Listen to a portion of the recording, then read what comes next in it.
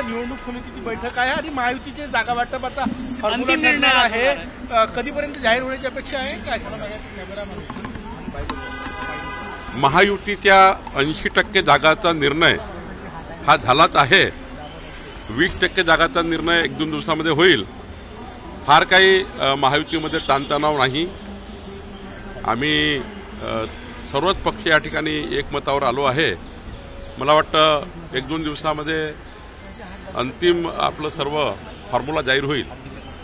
आज केंद्रीय निवडणूक समितीची बैठक आहे भारतीय जनता पक्षाच्या जागाबद्दल आणि आजच्या बैठकीमध्ये सुद्धा मला वाटतं योग्य निर्णय होतील आणि जेव्हा निर्णय झाले की आपल्याला कळेलच.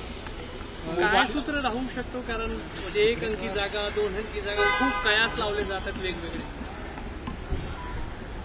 विरोध. अमृत नोनी आर्थो प्लस ये एक प्रूवन फॉर्मूला है. इसमें मौजूद नोनी फल के गुण और आयुर्वेदिक जड़ी बूटियां शरीर को जरूरी पोषक तत्व देने के साथ साथ हड्डियों और जोड़ों के घिसने, उनमें होने वाले सूजन और दर्द को रोकने में मदद करता है. दर्द मुक्त जीवन के लिए अमृत नोनी आर्थो प्लस. पक्ष जो आहे महाविकास आघाडी यांचं जीवन, यांचं राजकारण हे कन्फ्युजनच्या आधारावर आहे. यांचं राजकारण कन्फ्युजन करणारं राजकारण आहे आणि त्यामुळे ते रोज सकाळी उठून महाराष्ट्राच्या जनतेला कन्फ्यूज ठेवण्याचा प्रयत्न करतात. आम्ही या ठिकाणी आपल्या घटक पक्षाला सन्मानजनक वागवणारे लोक आहोत.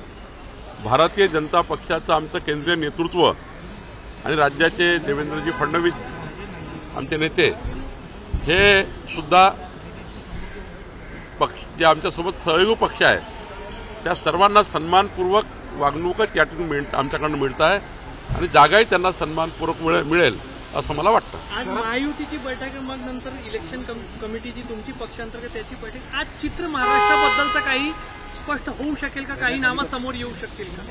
नाही, आता बैठक आहे, त्या बैठकीत जे निर्णय होतील ते आपल्यासमोर येतीलच. त्यामुळे बैठकीपूर्वी काय निर्णय होतील याबद्दल मी काही बोलणे योग्य नाही. बैठक झाल्यावर मात्र अधिकृतपणे आपल्याला ज्या बाबी आहेत त्या सांगता येतील. ईडी हे भाजपचा सहकारी पक्ष असल्याचा आरोप केलेला आहे आणि अनेक कारवाया झाल्या, त्यामध्ये जास्तीत जास्त कारवाया ह्या काँग्रेस आणि इतर लोकांवर झाल्या असाही आरोप. आणि टोकाची दहशत निर्माण करण्याचा प्रयत्न केंद्र सरकार ईडीच्या माध्यमातून करत असतं. वायकरांवर आरोप केल्यानंतर शिंदे गटात घेतला असेल असं आहे. आम्ही यापूर्वीच सांगितलं आहे त्याला कर नाही डर कशाला. तुम्ही जर चूक केली नाही तर ईडीच्या कुठल्याही नोटीसचं उत्तर साधेपणानं देता येतं. मग साधेपणानं देण्याचं उत्तर टाळून तुम्ही ईडीला अशा यंत्रणांना डिमॉरलाइज करण्याचं काम, तुमच्या विरुद्ध सुरू असलेले तपास, त्या तपास यंत्रणांवर प्रेशर आणण्याचं काम हे या ठिकाणी होताना दिसतं आहे. जर तुम्ही काही केलं नाही तर लवकरच त्याचा निर्णय होईल. मला वाटतं अशा चौकशा होत राहतात, प्रत्येकाच्या चौकशा होत राहतात. त्यामुळं या चौकशीला जे ते घाबरतात आहे आणि त्यावरनं जे काही मीडियाच्या माध्यमातून या यंत्रणावर प्रेशर तयार करतायत, या यंत्रणावर त्यांना डिमॉरलाइज करण्याचं काम करताय. मला वाटतं ज्या यंत्रणा आहेत त्याला उलटा सपोर्ट केला पाहिजे. तुमच्या विरुद्ध काही असेल तर निघेल, नाही असेल तर नाही निघणार. उद्धव ठाकरे उद्यापासून विदर्भाच्या दौऱ्यावर आहे. यवतमाळ वाशिममध्ये 2 दिवस 4 सभा घेत आहेत. मुख्यमंत्री असताना असा दौरा केला असता तर ते विदर्भाच्या फायद्याचा असता, उत्तर महाराष्ट्राच्या फायद्याचा असता. मुख्यमंत्री असताना 2 दिवस घराच्या बाहेर निघाले. कोरोनाच्या काळामध्ये देवेंद्रजी हॉस्पिटल फिरत होते आणि उद्धवजी घरात झोपून होते. आणि आज विदर्भात येऊन किंवा मराठवाड्यात जाऊन काय उपयोग आहे? जेव्हा तुम्हाला अधिकार होतं, लोकांचं भलं करण्याचे दिवस होते, जेव्हा तुम्हाला पूर्ण पाठबळ होतं, तेव्हा तुम्ही हे कृती केली नाही. आणि आता तुमच्याजवळ काही अधिकार नाही आहे. जेव्हा तुमचा मुख्यमंत्री पद गेलं आणि आता तुम्ही दौरे करताय. लोक इतके समजदार आहेत की जेव्हा पदं असतात तेव्हा आपल्याला काय मिळालं, तुमच्याकडनं उद्धव ठाकरेकडनं जनतेला काही मिळालं नाही. त्यामुळं जनता तुमच्या बाजूनी राहणार नाही.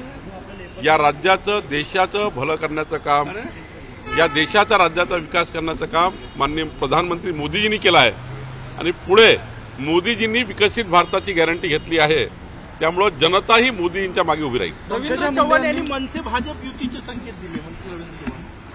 नाही, मनसेचे जे काही उद्दिष्ट किंवा जे काही त्यांच्या भूमिका आहेत त्यांच्याशी भारतीय जनता पक्षाच्या भूमिका काही विसंगत नाही आहे.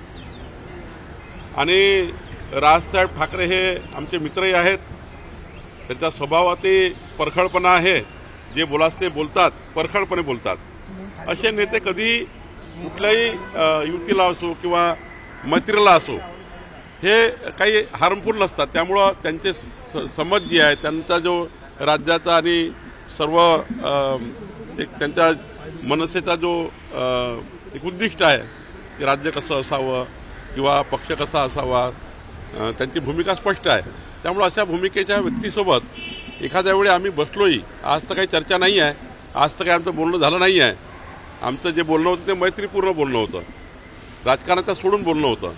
पण कधी असा काळ आला तरी मला वाटतं याच्यामध्ये काही वावगं नाही आहे. पंकजा मुंडे यांनी काल म्हटलं की 5 वर्षाचा वनवास पूर्ण झाला, आता मला मदत करा लोकसभा लढण्याची त्यांनी संकेत दिले. पंकजाताई आमच्या नेत्या आहे आणि केंद्रीय पार्लमेंटरी बोर्ड योग्य निर्णय करेल.